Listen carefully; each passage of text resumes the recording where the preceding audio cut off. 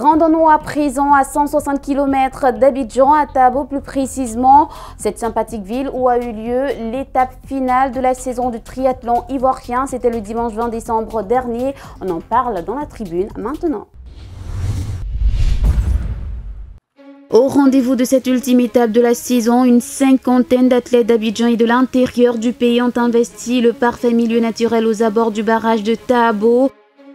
Les autorités administratives, municipales et coutumières ont donné le top départ des différentes compétitions de triathlon et d'aquathlon. 150 mètres dans les eaux du fleuve Bandama et 3 km de course à pied pour les minimes, 750 mètres de natation et 5 km de marathon pour les juniors. Telles étaient les distances à parcourir pour les épreuves d'aquathlon. Dans la catégorie triathlon réservée aux seniors, 750 mètres dans les eaux du barrage, puis 20 km de vélo et 5 km de course à pied. L'heure était réservée.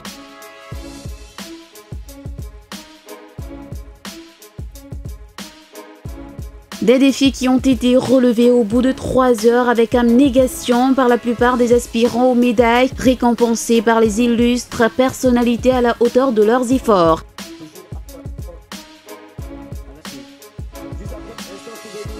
Ils n'ont pas manqué d'apprécier cet intense moment de compétition.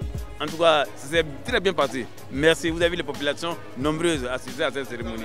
Je vous dis merci. Merci et à l'année prochaine. C'est un grand cadeau que la Fédération nationale de triathlon offre en fin d'année à la population de Tabo.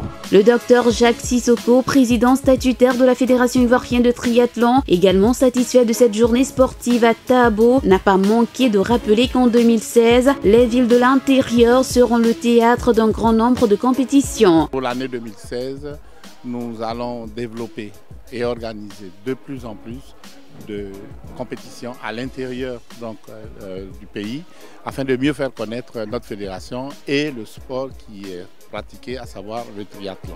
Ainsi, face au remous qui secoue en tant soit peu cette fédération, il a donc choisi de prendre le taureau par les cornes et de donner un souffle nouveau à cette discipline olympique qui devrait rapporter à la Côte d'Ivoire de nombreuses médailles vu la détermination des athlètes qui ne demandent qu'un encadrement de niveau professionnel pour satisfaire à cette tâche.